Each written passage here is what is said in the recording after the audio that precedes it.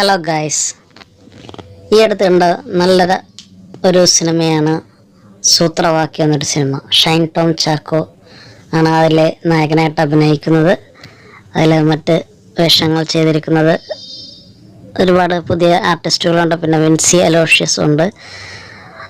യൂജിൻ ചിറമേൽ എന്ന ഒരു നവ സംവിധായകൻ്റെ ഒരു മൂവിയാണ്.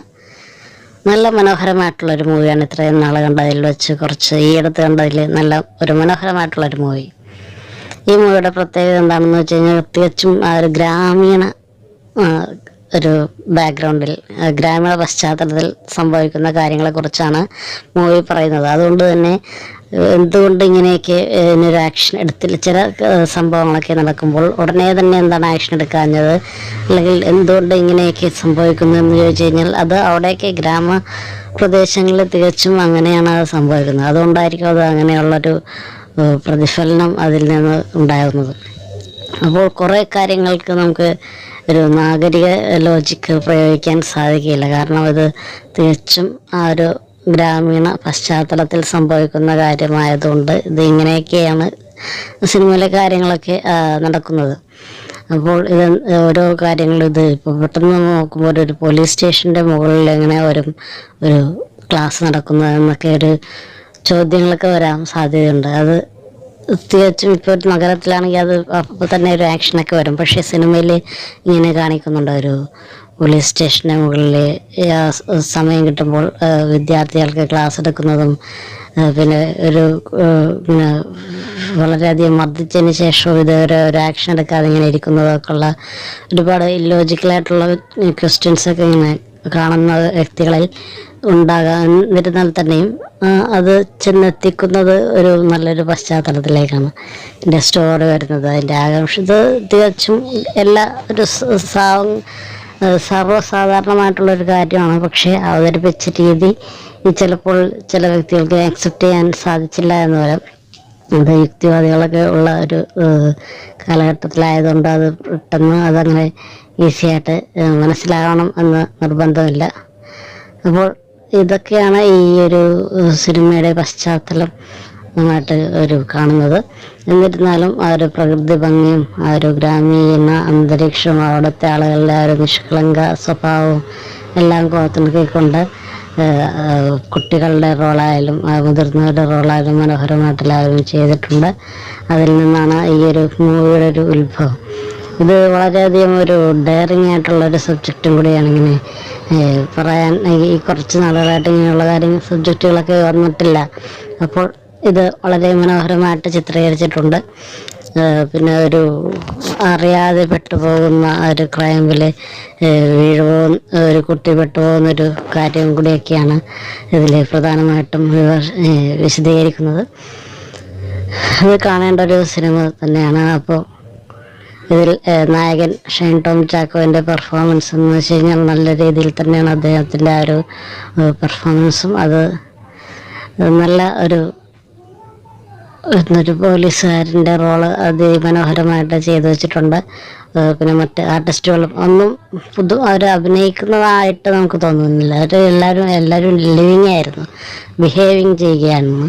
അപ്പോൾ അത് തന്നെ ഒരു വളരെ പോസിറ്റീവ് ഒരു വശം ആണ് ഇതിൻ്റെ.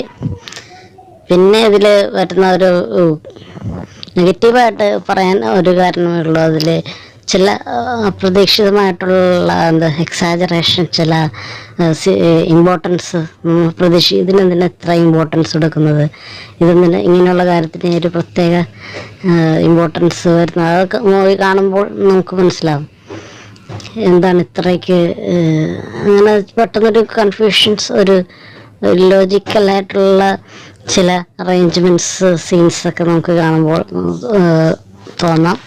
അതല്ലാതെ വളരെ മനോഹരമായിട്ടുള്ളൊരു കണ്ടൻ്റാണ്. കണ്ടൻ്റ് പ്രസൻറ്റ് ചെയ്ത രീതി കൂടി കുറച്ചുകൂടി ബെറ്റർ ആക്കിയിരുന്നെങ്കിൽ നന്നായിട്ട് കുറേ അധികം കളക്ഷൻ നേടാൻ സാധിക്കുമായിരുന്ന ഒരു മൂവി കൂടിയാണ്. അതുതന്നെയാണ് ഈ മൂവിയുടെ ഒരു വലിയൊരു പോസിറ്റീവ് സൈഡും. അതുമാത്രമല്ല, ഇത് എപ്പോൾ വേണമെങ്കിലും ഇങ്ങനെയുള്ള സംഭവങ്ങൾ സാധാരണക്കാരുടെ ഇടയിൽ ഉണ്ടാക്കാൻ സാധ്യതയുള്ളതാണ്. ഇതൊക്കെ റിയാലിറ്റിയാണ്. അതല്ലാതെ ഇതൊന്നും മറച്ചു വയ്ക്കാൻ വേണ്ടി മാത്രം ഉള്ളതല്ല. ഇതെല്ലാം പ്രകടിപ്പിക്കാനുള്ള റിയാലിറ്റി. അത് എത്ര ഒരു സിനിമയുടെ രൂപത്തിൽ അത് പുറത്തു വരുന്നത് എന്നത് വളരെ വലിയൊരു കാര്യം കൂടിയാണ്. അപ്പോൾ ഇതിനു വേണ്ടി എന്താണ് സമയം തന്ന ആ ഒരു സംവിധായകൻ, അതിനുവേണ്ടി സമയം കണ്ടെത്തിയ ആ ഒരു സിനിമ താരങ്ങൾക്കൊക്കെ ഈ സമയത്ത് നമ്മൾ പ്രത്യേകം അനുമോദിക്കേണ്ട ഒരു വിഷയം കൂടിയാണ്. മാത്രമല്ല ഇതിലെ അഭിനയിച്ചിരിക്കുന്ന കുട്ടിത്താരങ്ങളും അവർ കാണിക്കുന്ന ഓരോ വികൃതികളും അതൊക്കെ ഇപ്പോൾ ഗ്രാമീണ പശ്ചാത്തലത്തിൽ പോയി കഴിഞ്ഞാൽ നമുക്ക് കാണാൻ സാധിക്കുന്നതാണ്. ഇതൊക്കെയാണ് ഈ സിനിമയെ മറ്റൊരു സിനിമകളിൽ നിന്ന് വേർതിരിക്കുന്ന ഒരു ഘടകം. അതിൽ ഓരോ ബാക്ക്ഗ്രൗണ്ട് മ്യൂസിക്കും മറ്റു മ്യൂസിക്കുകളും ആ ഒരു ഗ്രാമീണ പശ്ചാത്തലം നമ്മളെ വളരെയധികം എടുത്തുകൊണ്ട് പോകുന്നുണ്ട് ആ ഒരു പശ്ചാത്തലത്തിലേക്ക്. മാത്രമല്ല ഇതിൽ നമുക്ക് ബോറടിപ്പിക്കുന്ന ഘടകങ്ങളായിട്ടൊന്നും കാണുന്നില്ല. എപ്പോഴും ഒരു സീൻ കഴിഞ്ഞ് അടുത്തത് എന്തായിരിക്കും, അല്ലെങ്കിൽ ഇനിയെന്ത് സംഭവിക്കും എന്നുള്ളൊരു ത്രില്ല് നമ്മളെ എപ്പോഴും മുന്നോട്ട് നയിക്കുന്നുണ്ട്.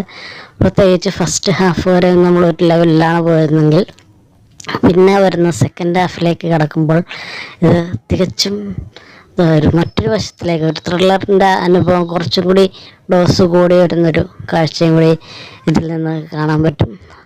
അപ്പോൾ നമ്മൾ എന്തുകൊണ്ടും നമ്മുടെ മണി വർത്ത് വാച്ചിങ് ആണ്. വൺ ടൈം വാച്ചുകളേക്കാളധികം നമുക്കൊന്നും കൂടി അത് വാച്ച് ചെയ്യാനുള്ളൊരു ടെൻഡൻസി ഈ സിനിമയിലൂടെ നമുക്ക് ഉണ്ടാകുന്നുണ്ട്. അത് വളരെ പോസിറ്റീവായിട്ടുള്ളൊരു ഘടകമായിട്ട് തോന്നിയിട്ടുണ്ട്.